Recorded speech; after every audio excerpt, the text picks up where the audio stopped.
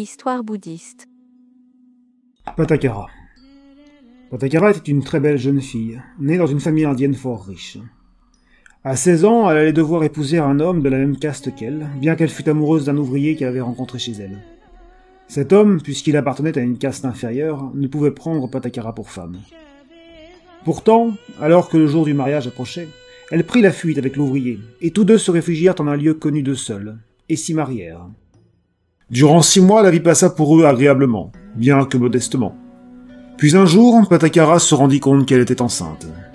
Aussi souhaita-t-elle retourner auprès de ses parents, puisque la tradition en Inde voulait qu'une femme qui attend un enfant accouche dans la famille de la mère de l'épouse.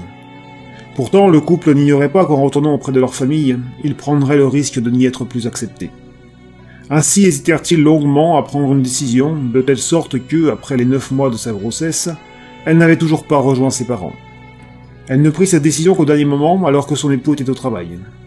« Lorsque mon mari rentrera, dit-elle à son voisin, informe-le que je me rends chez ma mère. » Et Pattakara, ayant ainsi fait, prit la route qui devait la conduire chez les parents de l'ouvrier. Lorsque son mari apprit la nouvelle, il courut aussi vite qu'il put pour retrouver sa jeune épouse.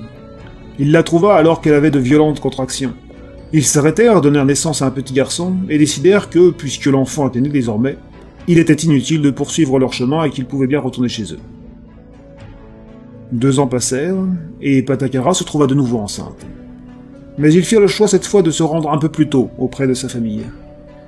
Alors qu'ils marchaient, une tempête s'abattit sur la région et contraignit le couple à trouver refuge dans un temple abandonné. Lorsque les contractions apparurent, Pattakara demanda à son époux d'aller chercher quelques feuilles de bambou, afin d'établir entre les murs du temple dévorés par le temps, un abri de fortune. L'enfant naquit prématurément, au moment même où l'ouvrier était dehors. Cependant, Pattakara s'inquiéta bientôt de ce que son mari ne refaisait pas. Elle sortit du temple et le trouva dehors, les mains pleines de feuilles de bambou et de bananiers, allongé sur le sol, immobile. Un animal dangereux l'avait tué.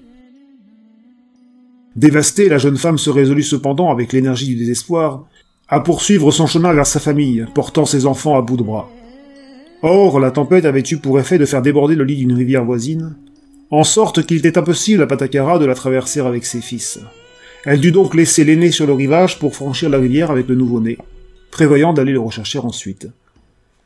Elle plaça son second fils sur sa tête et l'abrita avec une feuille de bananier, puis s'engagea dans l'eau dont le courant était violent. Mais ce n'était là encore que le début de sa difficulté. Un aigle affamé, ayant vu l'enfant sur la tête de sa mère, fondit sur lui, enfonça ses griffes sévères dans sa chair encore rouge, et retourna dans les airs avec sa proie. Pattakara agita frénétiquement les bras pour tenter de retenir le rapace, mais n'y parvint pas. Son fils aîné, voyant cela, crut que sa mère lui faisait signe de la rejoindre. Il se précipita dans la rivière et le courant l'emporta. Pattakara céda alors à la panique. Complètement détruite par l'horrifiant spectacle qui lui volait ses 2 enfants, elle acheva de traverser la rivière, le visage ruisselant de larmes et de cris. Elle put malgré tout retourner dans le village de sa famille, mais elle s'aperçut que sa maison natale n'était plus qu'une ruine. La tempête avait tout détruit et avait emporté sa famille elle-même. Une seule nuit, une nuit terrible avait suffi à la priver de tout ce qui lui était cher, son mari, ses enfants, ses parents, son frère, et tout ce qui avait fait la fortune de sa famille. Un démon la saisit alors subitement. La folie. Elle perdit complètement la raison, et les haillons qu'elle portait la firent passer aux yeux des villageois pour la plus misérable des femmes. N'ayant plus rien à faire dans le village, et étant devenue indésirable aux yeux de ses habitants, elle marcha loin de ce qui avait été sa vie, errant seule avec ses souvenirs et sa confusion, n'étant même plus consciente de ce qui se passait autour d'elle. « Pattakara !» lança soudain une voix. Elle qui ne voyait plus rien, qui n'entendait plus rien, qui ne sentait plus la pluie sur sa peau dénudée, elle réagit néanmoins à cette voix. Elle leva les yeux, fouilla l'espace embrumé autour d'elle. C'était le Bouddha Shakyamuni. Ce fut pour elle comme une apparition. Elle hurla, pleura et implora son aide. Le Bouddha lui parla alors des 4 nobles vérités, et lui permit de retrouver ses esprits et d'être davantage en paix avec elle-même. Elle n'eut alors aucune peine à suivre le Bouddha, et par la suite à devenir nonne, ayant de toute façon tout perdu de sa vie passée. Or, en tant que nonne, elle se mit à respecter scrupuleusement les préceptes bouddhistes.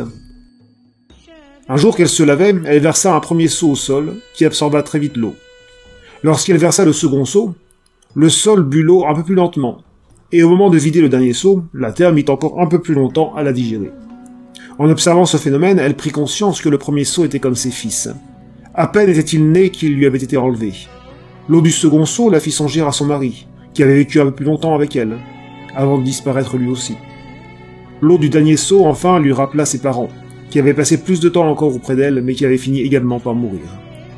Elle réalisa alors que tout était impermanent, que rien de tout ceci n'était vrai, c'est-à-dire durable, et ainsi comprenant, elle atteignit le premier fruit de la pratique bouddhiste, celui de Stratapada. Elle continua chaque jour de travailler et finit par atteindre un haut niveau de pratique.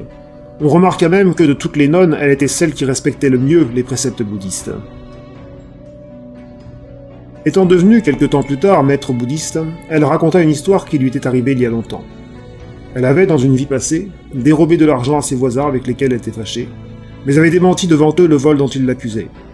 Elle s'était tant obstinée à le nier qu'elle avait déclaré ces mots qui lui furent fatidiques. « Je vous promets que je n'ai rien volé, et si je mens, mon fils mourra à peine venu au monde. Mon mari cédera sous les crocs d'un serpent venimeux, et ma famille elle-même sera engloutie dans le vent et la pluie. » Dans la mesure où rien ne lui était arrivé alors dans cette vie passée, elle avait pensé que ces mots étaient vides de sens. Ainsi, voyez-vous, poursuivit Pattakara devant ses disciples, je ne croyais pas en mes propres mots, et mentais effrontément. Pourtant, dans cette vie-ci, j'ai perdu mes enfants, mon mari et ma famille, dans des circonstances mêmes que, sans le savoir encore à l'époque, j'avais prédites.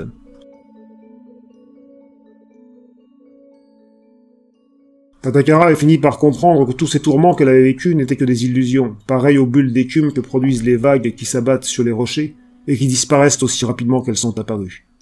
La vie est ainsi faite que tout ce qui vient, très vite s'évanouit, et que rien donc n'est vrai de ce qui passe.